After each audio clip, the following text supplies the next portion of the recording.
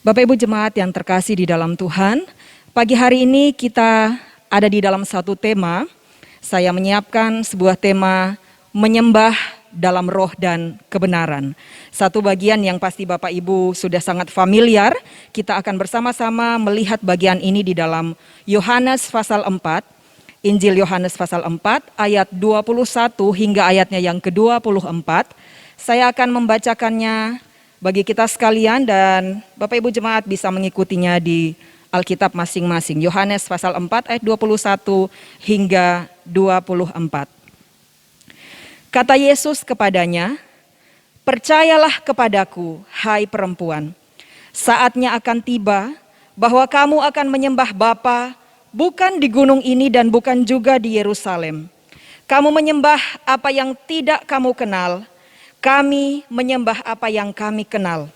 Sebab keselamatan datang dari bangsa Yahudi. Tetapi saatnya akan datang dan sudah tiba sekarang, bahwa penyembah-penyembah benar akan menyembah Bapa dalam roh dan kebenaran. Sebab Bapa menghendaki penyembah-penyembah demikian. Allah itu roh, dan barang siapa menyembah Dia harus menyembahnya dalam roh dan kebenaran." Demikian jauh pembacaan firman Tuhan. Jemaat yang kekasih di dalam Tuhan, tema ini adalah salah satu tema yang sering disalah mengerti. Bahkan banyak yang menyikapi atau bahkan menerapkan bagian ini, ayat ini dengan salah. Diterjemahkan keluar dari konteksnya. Nah, pagi ini saya ingin mengajak kita untuk melihatnya sesuai dengan konteks yang Tuhan Yesus bicarakan pada waktu itu. Bagian ini sudah kita ketahui bahwa ini adalah cuplikan bagian dari peristiwa pertemuan antara Yesus dengan perempuan Samaria. Di bagian awal dari perikop ini kita tahu bahwa ada kesengajaan Yesus melewati daerah Samaria, walaupun itu sebenarnya bukan hal yang lazim. Kenapa? Karena orang Yahudi cenderung menghindari orang Samaria. Tetapi Yesus dengan sengaja melewati tempat itu, melewati daerah Samaria. Saya percaya bahwa Tuhan punya agenda khusus yang dipersiapkan untuk keselamatan jiwa-jiwa di Samaria. Ayat 24, saya membacakannya sekali lagi buat kita. Allah itu roh, dan barang siapa menyembah Dia harus menyembahnya dalam roh dan kebenaran. Ini ungkapan yang disampaikan oleh Yesus di tengah-tengah pembicaraan dengan perempuan Samaria itu. Nah, banyak orang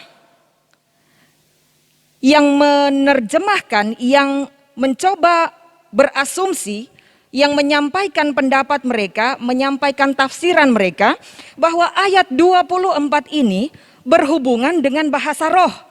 Bahwa kalau orang percaya menyembah Allah, cara yang paling tepat adalah menyembahnya dengan menggunakan bahasa roh. Ada penafsiran seperti ini. Bahkan beberapa tahun lampau, sudah cukup lama saya ingat, sempat viral adanya kursus-kursus untuk mempelajari bahasa roh.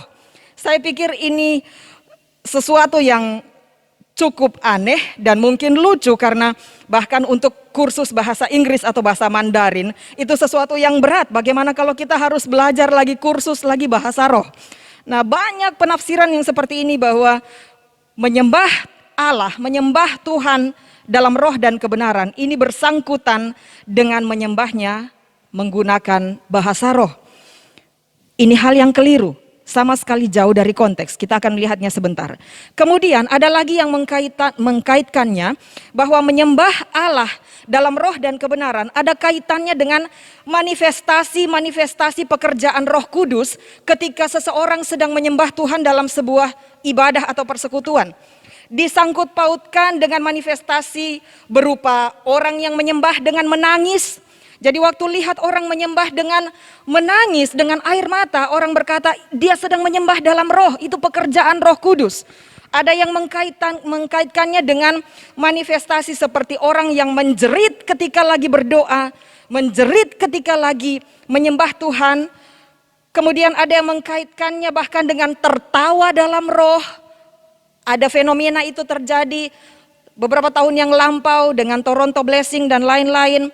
Lalu mengkaitkannya dengan orang yang jatuh ketika sementara menyembah Tuhan, didoakan lalu jatuh. Nah, orang banyak mengkait-kaitkannya, menyembah Allah dalam roh dan kebenaran, bahwa itu berkaitan dengan bahasa roh dan manifestasi pekerjaan Roh Kudus di tengah-tengah ibadah, seperti contoh yang saya sebutkan tadi. Tetapi Bapak Ibu, kalau kita melihat dari konteks ini akan menjadi jelas sekali. Dan kita bersyukur Lembaga Alkitab Indonesia menolong kita, memberikan terjemahan yang sangat bagus, walaupun harus diakui melihatnya dari teks asli akan sangat menolong kita, tetapi kita bersyukur Lembaga Alkitab Indonesia menolong kita dengan terjemahan yang sangat bagus. Kita akan melihatnya. Terjemahan LAI menyebutkan Allah itu roh. Kata roh dalam bagian yang pertama menggunakan huruf besar R. Ini berarti menunjuk kepada roh Allah, Roh Kudus. Kemudian dilanjutkan, barang siapa menyembah Dia harus menyembahnya dalam roh dan kebenaran. Nah, dalam kalimat kedua ini kata roh menggunakan R kecil. Jadi jelas ini tidak menunjuk kepada roh Allah atau Roh Kudus. Ini menunjuk kepada roh manusia. Nah, kalau berbicara tentang roh manusia, ini bersangkutan dengan semangat, dengan gairah, dengan passion, dengan spirit, dengan kesungguhan yang ada pada diri manusia ketika beribadah dan menyembah Tuhan. Menyembah dalam roh dan kebenaran, memang mau tidak mau kita harus melihat ke belakang, latar belakang bagian ini. Pada zaman Salomo jatuh dalam penyembahan berhala. Dan atas dosa-dosanya ini Tuhan mendisiplin kerajaannya pecah menjadi dua. Kerajaan utara dan kerajaan selatan. Kerajaan utara atau disebut juga Israel dan kerajaan selatan yang disebut juga Yehuda. Israel beribu kotakan Samaria, sedangkan Yehuda beribu kotakan Yerusalem. Jadi ada dua negara. Ada Israel dengan ibu kota di Samaria dan ada Yehuda beribu kota di Yerusalem. Nah, ada satu masa ketika kerajaan Asyur kurang lebih tahun 720 sebelum Masehi, kerajaan Asyur masuk menyerang Samaria. Ketika itu terjadi, Samaria mengangkut orang-orang yang potensial dari dalam Samaria, mengangkut orang-orang yang kuat, orang-orang yang sehat, gagah perkasa, yang dianggap bisa berguna, bermanfaat sebagai budak. Asyur mengangkut mereka, kemudian dari luar Asyur membawa bangsa-bangsa jajahannya, bangsa-bangsa asing, bangsa-bangsa yang tidak menyembah Allah Yahweh, masuk ke Samaria sehingga terjadi perkawinan campur antara orang Israel asli yang masih tinggal di Samaria dengan bangsa-bangsa lain yang berasal dari luar yang dimasukkan oleh kerajaan Asyur. Nah, dari perkawinan campur inilah kemudian menyebabkan pola ibadah Samaria pun berubah. Di satu sisi mereka masih menyembah Allah Yahweh, tetapi di sisi yang lain mereka juga melakukan praktek-praktek penyembahan berhala, mengikuti praktek penyembahan berhala dari bangsa-bangsa yang masuk ke dalam Samaria. Itu sebabnya Yehuda menganggap diri mereka adalah Israel murni, tidak tercampur dengan bangsa-bangsa kafir, dan mereka memandang Samaria sebagai orang kafir karena sudah terjadi perkawinan campur dengan suku-suku yang lain, dengan bangsa lain yang tidak mengenal Yahweh, tidak menyembah Yahweh. Yehuda merasa mereka unggul sebab mereka murni dari sisi keturunan Israel. Yang kedua, mereka merasa bahwa mereka unggul dalam hal kebenaran karena mereka mempunyai hukum Taurat, mempercayai hukum Taurat dan kitab-kitab para nabi. Sementara Samaria, mereka punya Taurat, tetapi Taurat yang sudah dimanipulasi. Mereka menyebutnya sebagai Taurat Samaria. Ada ayat-ayat yang ditambahkan khusus ke dalam, jadi tidak secara murni hukum Taurat, kitab Musa, Kejadian sampai Ulangan diterima secara murni, tetapi ada masuk pengajaran-pengajaran lain termasuk dalam hal tempat beribadah. Ada ayat-ayat di dalam Taurat Samaria yang memberikan penegasan bahwa orang Samaria diperintahkan oleh Allah untuk menyembah di Gunung Gerizim. Itu nyata dalam perikop dari Yohanes pasal 4, bagian yang kita baca, walaupun itu ada di bagian atas dari apa yang kita baca tadi. Jadi penyembahan Samaria didasari oleh apa yang mereka sebut sebagai kebenaran, yaitu Taurat Samaria. Tetapi bagi Yehuda, itu bukanlah kebenaran. Yehuda menganggap mereka unggul, mereka punya kebenaran. Samaria punya keunggulan lain. Kalau kita ingat peristiwa pada zaman Raja Ahab, salah seorang raja di Israel, pada masa ketika Nabi Elia melayani. Bapak Ibu pasti ingat peristiwa ini, dicatat di dalam 1 Raja-Raja pasal 18. Ketika Elia membunuh, menyembelih 450 Nabi Baal dan 400 Nabi Asyera. Pada waktu itu dikisahkan ketika orang-orang Samaria, orang-orang Israel berusaha untuk memanggil nama Allah mereka, dilukiskan bahwa mereka beribadah di sekitar mezbah dengan begitu bergairah, dengan begitu bersemangat. Mereka sampai berjingkrak-jingkrak, mereka berkeliling-keliling, bahkan diceritakan mereka menoreh-noreh badan mereka dengan pedang sampai berdarah. Dan dalam 1 Raja-Raja 18 itu dikisahkan bahwa itu adalah kebiasaan dari pola ibadah di Israel pada waktu itu. Bapak Ibu pasti mengingat peristiwa itu. Kita tahu benar apa yang terjadi yang dikisahkan di dalam 1 Raja-Raja 18. Kita familiar dengan kisah itu. Bahwa Samaria punya model ibadah yang bergairah, yang bersemangat. Di lain pihak, kalau kita melihat ibadah-ibadah orang Yehuda, orang Israel di sinagoge adalah ibadah yang cenderung menjadi bersifat seremonial. Berbeda sekali. Jadi dari sisi kebenaran, Yehuda unggul. Tetapi dari sisi roh, dari sisi spiritnya, dari sisi semangat dan gairah dalam beribadah, Samaria unggul. Tetapi Bapak Ibu, Yehuda yang merasa bahwa mereka punya kebenaran, punya Taurat yang murni, tidak cukup. Samaria yang merasa mereka unggul karena punya semangat dalam beribadah, tidak cukup. Tuhan mau keseimbangan. Tuhan mau adalah gairah dalam ibadah dan penyembahan, tetapi didasari oleh kebenaran. Kita tidak bisa terjebak pada salah satu ekstrim saja. Banyak orang yang terjebak di salah satu ekstrim. Semangat dalam ibadah, semangat dalam melayani, pada bagian roh unggul, tapi tidak tekun dalam membaca dan merenungkan, belajar firman, menggali firman, kurang bersemangat untuk mencari kebenaran dan mempelajarinya, merenungkannya. Ada orang-orang yang pada saat ibadah, pada saat puji-pujian, pada saat lagu-lagu dinaikkan, bersemangat. Tetapi saat khotbah, ngantuk. Saat khotbah, sibuk dengan HP. Saat khotbah, sibuk dengan medsos.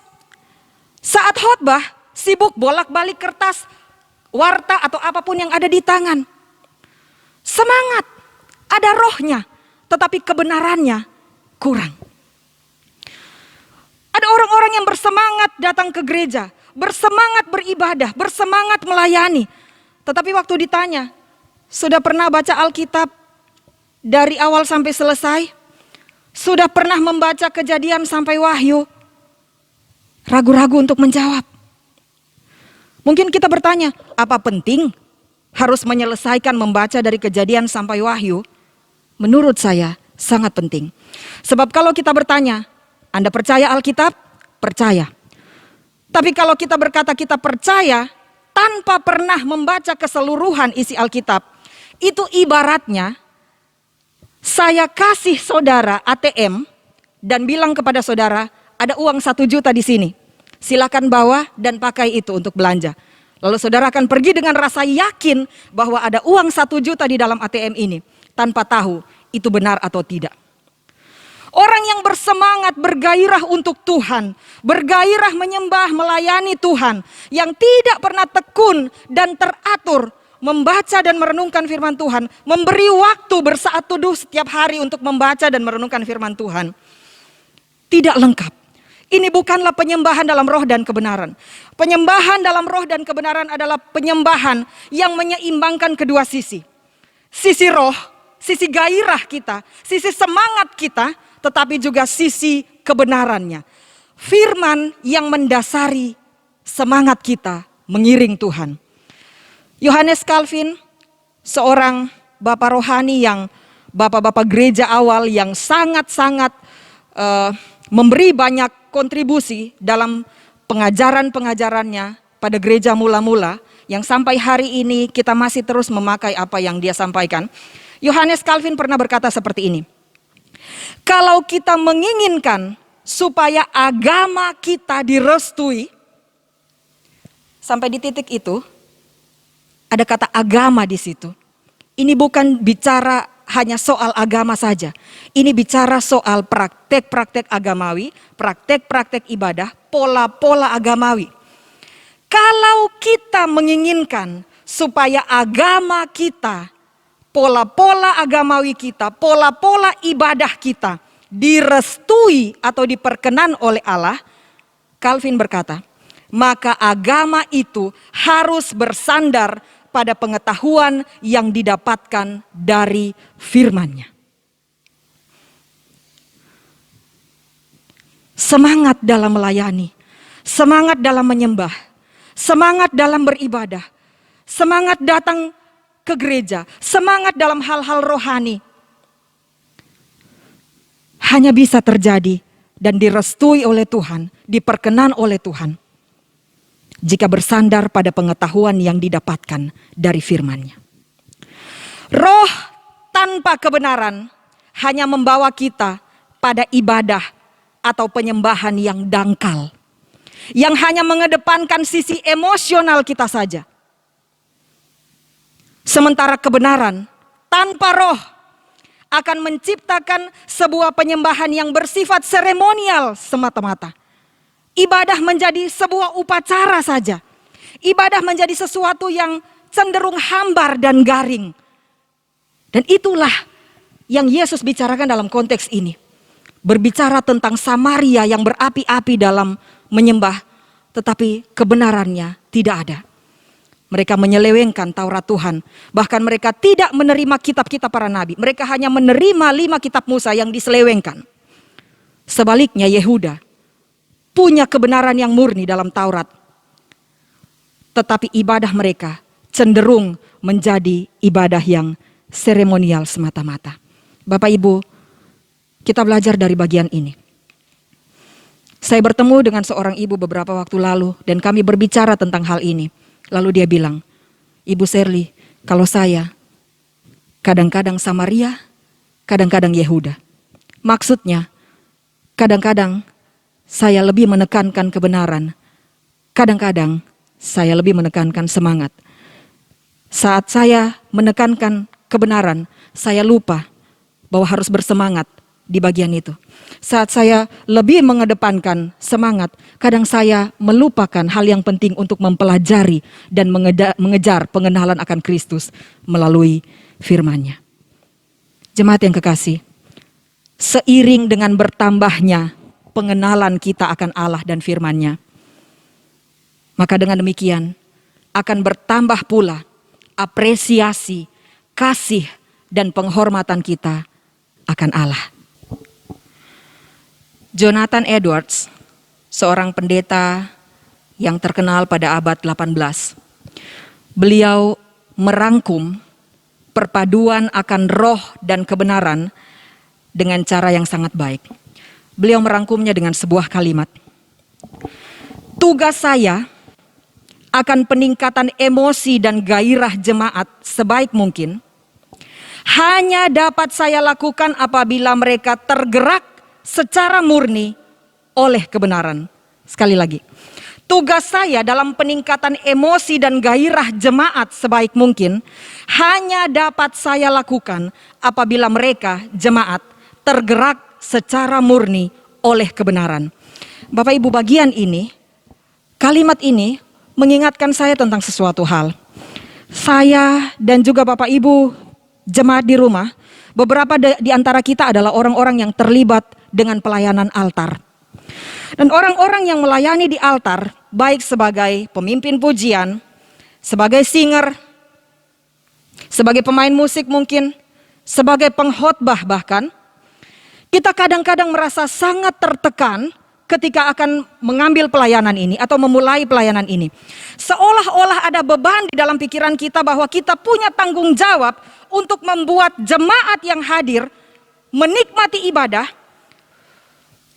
beribadah dengan sungguh-sungguh, memberi respon yang baik, menyanyi dengan sungguh-sungguh, bertepuk tangan jika diajak bertepuk tangan, menyembah dengan cara yang menyenangkan, yang membuat orang merasa yakin, membuat WL yakin, membuat pemimpin pujian yakin bahwa jemaat sedang menikmati ibadah itu.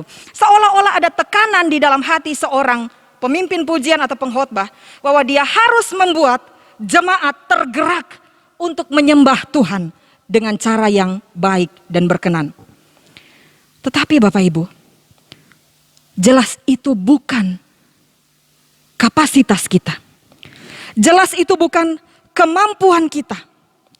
Sadarilah bahwa hanya kebenaran, hanya firman Tuhan yang sungguh-sungguh dijiwai pada diri jemaat. Hanya firman Tuhan yang sungguh-sungguh dijiwai pada diri kita sebagai orang percaya yang dapat benar-benar mempengaruhi emosi dan semangat serta cara seseorang dalam beribadah dan menyembah Tuhan. Pengenalan kita akan Kristus. Pengenalan kita akan firman-Nya. Apa yang kita baca di dalam firman-Nya tentang Yesus yang mengasihi kita, yang berkorban bagi kita.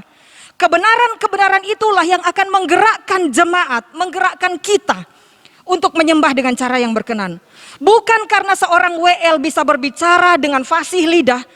Bukan karena seorang WL atau pemimpin pujian berbicara dengan syahdu, dengan kata-kata yang baik, yang bisa menstimulus hati jemaat, yang bisa mempengaruhi hati jemaat sehingga seorang jemaat bisa menyembah dengan bersemangat. Seolah-olah dengan kata-kata kita bisa mempengaruhi semangat, emosi, gairah jemaat untuk mengangkat pujian bagi Tuhan. Sehingga kadang-kadang kalau kita ada di dalam pelayanan dan kita mengajak mari jemaat bertepuk tangan. Dan waktu kita lihat ada jemaat yang tidak bertepuk tangan, kita merasa tertekan. Seolah-olah kita tidak bisa menggerakkan itu. Seolah-olah kita tidak bisa menguasai dan mengendalikan jalannya ibadah. Dan memang kita tidak akan pernah bisa. Emosi, gairah, semangat seseorang dalam menyembah Tuhan dipengaruhi pada kebenaran firman Tuhan yang dia hidupi. Tidak perlu harus distimulus dengan kata-kata bagus dari WL. Tidak perlu harus distimulus oleh kata-kata bagus dari pengkhotbah, oleh kefasihan lidah pengkhotbah atau pemimpin pujian. Jemaat akan dengan sendirinya, akan secara refleks menyembah Tuhan dengan cara yang berkenan, berdasarkan kebenaran yang dia pahami dan dia hidupi. Kebenaran tentang Allah yang tidak ternilai, hanya layak dihargai dengan gairah dan semangat yang juga tidak terbatas dari para penyembah-penyembahnya. Bukan karena usaha dari kita. Penyembahan kita, semangat kita, roh kita dipengaruhi oleh kebenaran yang kita fahami, yang kita hidupi. Bagian yang kedua dari renungan kita pagi hari ini, mari kita lihat ayat yang ke-21. Ayat 21 berkata, kata Yesus kepadanya, percayalah kepadaku hai perempuan, saatnya akan tiba bahwa kamu akan menyembah Bapa bukan di gunung ini dan bukan juga di Yerusalem. Ayat ini adalah respon Yesus atas apa yang dikatakan oleh perempuan Samaria itu pada ayat yang ke-20. Ayat yang ke-20 dikatakan seperti ini. Nenek moyang kami, ini perkataan dari perempuan Samaria. Nenek moyang kami menyembah di atas gunung ini. Tetapi kamu, ini menunjuk kepada orang Yehuda. Tetapi kamu katakan bahwa Yerusalemlah tempat orang menyembah. Mereka berbicara tentang dua tempat yang berbeda. Bahwa menurut Yehuda, tempat beribadah adalah di Yerusalem.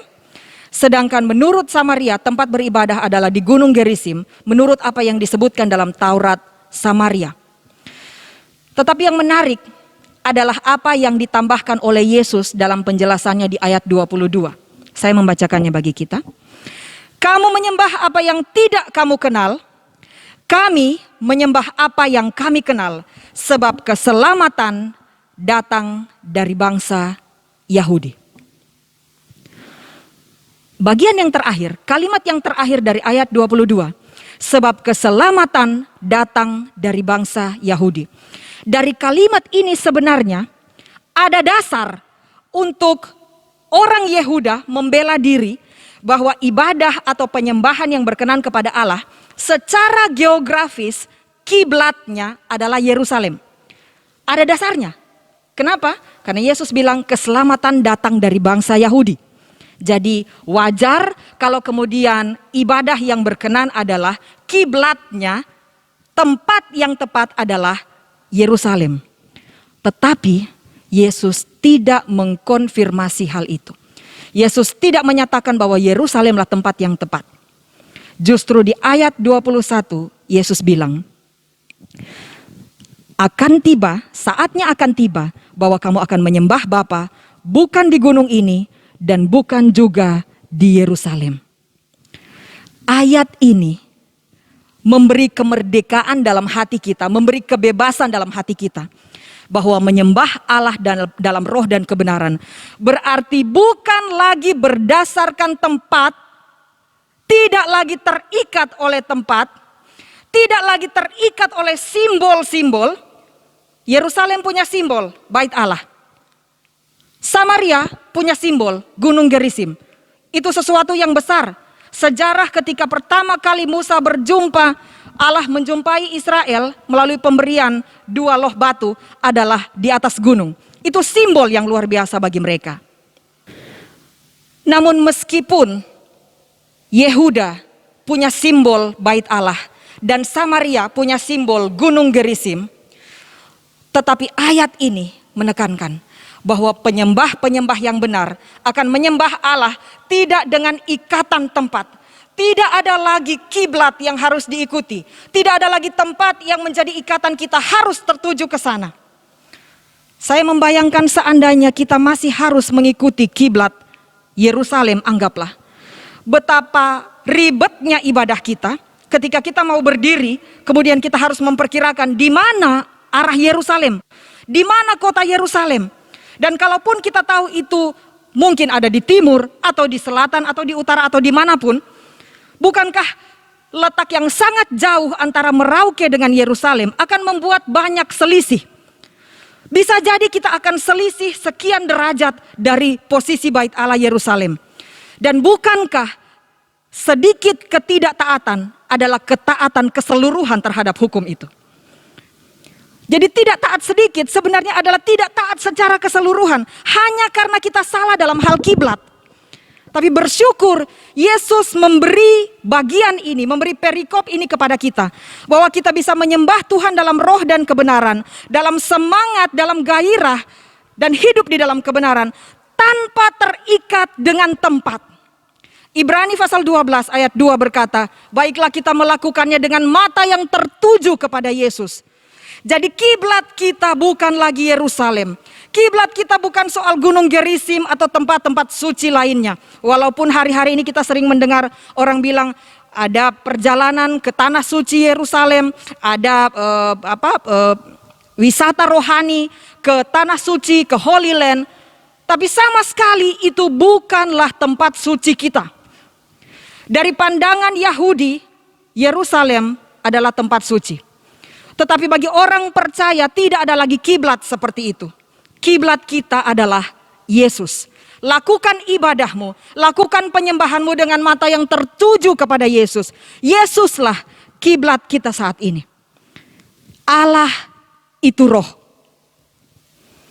Dia tidak dibatasi oleh ruang dan waktu. Dia tidak dibatasi oleh simbol-simbol.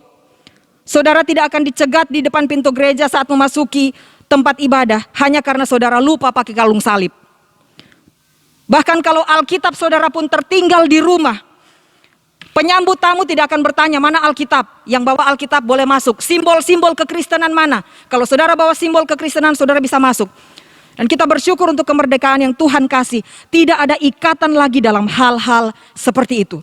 Intinya adalah bahwa hidup kita, semangat kita, kesungguhan hati kita dalam menyembah Dia dan beribadah kepadanya. Sebuah kemerdekaan. Tetapi saudara, selain sebuah kemerdekaan, jangan lupa, bagian ini punya tekanan lain tentang kebenaran yang sangat tegas. Bahwa berada di tempat ibadah, berada di satu tempat yang dikatakan sebagai bait suci, yang dikatakan sebagai rumah Tuhan, yang dikatakan sebagai gereja, beribadah di dalam tempat ibadah sekalipun, tanpa hati kita tertuju kepada Tuhan, adalah sebuah hal yang tidak berkenan kepada Tuhan. Berapa sering kita mendapati diri kita ada di dalam gedung gereja, ada dalam situasi ibadah, tetapi hati kita ada di tempat lain. Berapa sering kita mendapati fisik kita, jasmani kita ada di dalam ruang ibadah, entah di dalam gereja atau di rumah saudara masing-masing saat ini, kita ada dalam situasi ibadah. Berapa sering kita mendapati fisik kita ada di tempat ibadah, tetapi konsentrasi kita ada di tempat lain. Beribadah atau menyembah Tuhan dengan sikap jasmani yang sopan, yang baik, itu penting.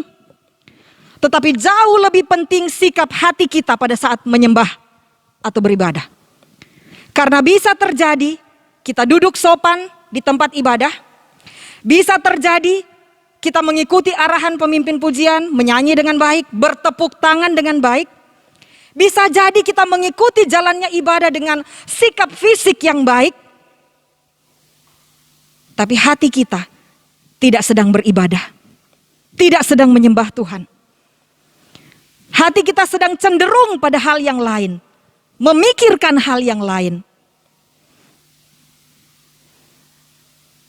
Bukankah ini ibadah yang tidak berkenan kepada Tuhan? Di satu sisi kita merasa merdeka karena kita tidak diikat lagi oleh tempat wajib untuk beribadah. Bahkan saat ini kita bisa beribadah dari rumah masing-masing tanpa merasa bahwa, oh saya salah, saya tidak berada di gedung gereja. Tidak ada ikatan itu lagi. Tetapi jangan lupa ada kebenaran yang tegas. Tubuh yang ada di dalam ruang ibadah tanpa konsentrasi dan hati yang sungguh-sungguh tertuju kepada Tuhan juga bukan hal yang berkenan kepada Tuhan. Bapak Ibu yang kekasih, kedua hal yang saya sampaikan pagi ini adalah hal yang sederhana dan saya percaya sebenarnya dari pengetahuan Bapak Ibu mungkin sudah pernah mendengar dan mengetahui hal ini. Tapi ada waktunya untuk kita kembali mengintrospeksi diri. Sebagai penyembah yang benar di hadapan Tuhan. Apakah kita orang yang menyeimbangkan keduanya? Kita rajin menggali kebenaran firman Tuhan. Kita rajin bersaat teduh membaca firman. Membekali diri kita dengan kebenaran firman Tuhan. Tetapi kadang-kadang kita menjadi seremonial dalam ibadah. Kadang-kadang kita merasa canggung untuk bertepuk tangan ketika disuruh bertepuk tangan. Canggung untuk mengikuti dengan lebih enjoy, lebih leluasa karena berpikir, oh jangan-jangan orang berpikir saya sudah dari aliran gereja lain. Saya bukan lagi injili, cara-cara saya sudah terlihat seperti orang mungkin Pentakosta atau hal-hal yang lain. Semangat kita. Bahkan apa yang dituliskan di dalam Ulangan pasal 6 ayat 4. Tuhan berkata, kasihilah Tuhan Allahmu dengan segenap hatimu, dengan segenap jiwamu, dan dengan segenap kekuatanmu. Kekuatan saudara, segenap kekuatan. Segenap kehidupan kita. Hiduplah dalam kebenaran dan bersemangatlah bagi Tuhan saudara. Kondisi mungkin tidak memungkinkan hari-hari ini. Tetapi ayat ini tidak berubah. Dan yang kedua, Tuhan memberikan kita kelegaan. Menyembah dalam roh dan kebenaran berarti kita tidak lagi dibatasi oleh tempat. Bahkan mohon maaf, sekalipun kita ada di tempat yang jorok, anggaplah saudara sedang ada di WC, saudara sedang buang air, tapi tiba-tiba saudara teringat tentang kasih Tuhan, tentang sebuah peristiwa yang saudara mendorong saudara untuk bilang terima kasih kepada Tuhan. Tidak ada ayat yang akan menghakimi bahwa kita berdosa menyembah Tuhan di dalam WC. Tuhan memberikan kita kelegaan luar biasa. Dan yang kedua bahwa, yang berikut dari poin yang kedua, bahwa ini adalah kebenaran yang tegas. Saudara ada di dalam tempat ibadah, saudara ada dalam situasi ibadah. Berikan seluruh hati, jiwa, kekuatan, konsentrasi, perhatian saudara. Sungguh-sungguh hanya kepada Tuhan. Tuhan kiranya memberkati firman-Nya. Mari kita berdoa.